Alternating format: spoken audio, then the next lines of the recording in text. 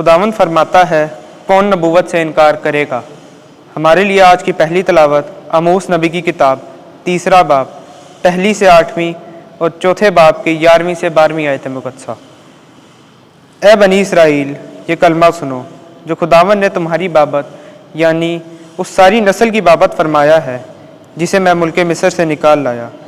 यूं कह कर के दुनिया की तमाम नस्लों में से मैंने सिर्फ तुम्हें चुना है, इसलिए मैं तुमको तुम्हारी सारी बदकिरदारी की सज़ा दूंगा।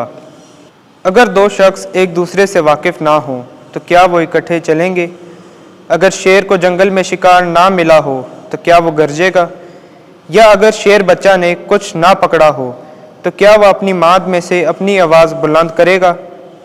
अगर उसके लिए दाम ना बिछाया गया हो तो क्या चिड़िया ज़मीन पर दाम में फंसेगी? जब उसमें कुछ ना कुछ फंसा ना हो तो क्या फंदा ज़मीन पर से उछलेगा? अगर शहर में नरसिंगा फूंका जाए तो क्या लोग डर ना जाएंगे? अगर शहर पर कोई आफत आ जाए तो क्या वो खुदावंद की भेजी हुई ना होगी? यकीनन मालिक खुदावंद कुछ नहीं करता जब तक कि अपना भेद अपने बंदों अंबिया पर जाहिर ना करे। शेर गरजा है, पस कौन ना डरेगा।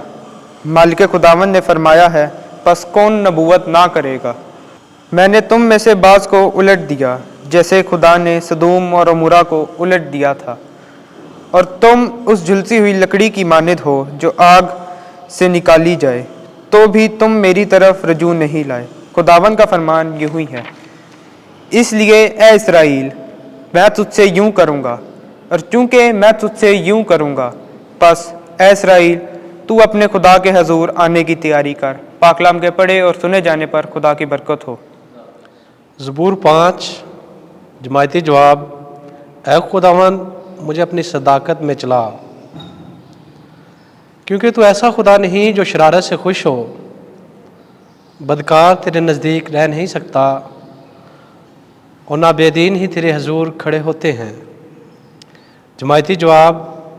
ऐ खुदावंद, मुझे अपनी सदाकत में चला। तुझे तमाम बदकरदारों से नफ़रत है, तो उन सब को जो झूठ बोलते हैं हलाक करता है। खूनख्वार और दगाबाज शख्स से खुदावंद को सख्त नफ़रत है। जमायती जवाब। ऐ खुदावंद, मुझे अपनी सदाकत में चला, लेकिन मैं तेरी रहमत की कसरत के बायस तेरे घर में दाखिल होऊंगा। ऐ खुदावंद, मैं तेरे खौफ में तेरी मुकद्दस हैकल की तरफ रुक करके सजदा करूंगा। जमायती जवाब। ऐ खुदावंद, मुझे अपनी सदाकत में चला। आमीन। खुदावंद आपके साथ हो। इंजील मुकद्दस मत्ती के मुताबिक ऐ खुदावंद तेरी तमजीद हो। 8वां बाब 23वीं से 27वीं आयत। यस्सु ने उठकर हवाओं और झील को डांटा तो फिर सब तरफ अमन हो गया।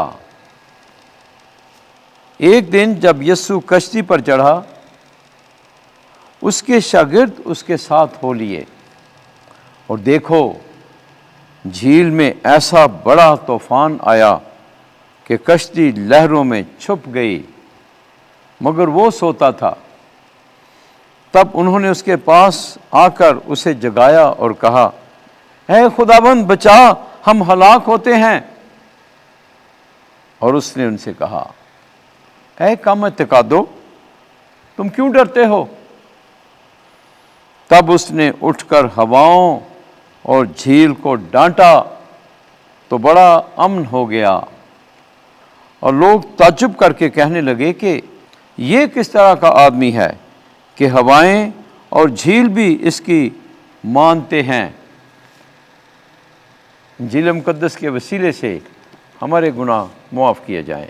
ऐ मसीह, तेरी सताइश हो।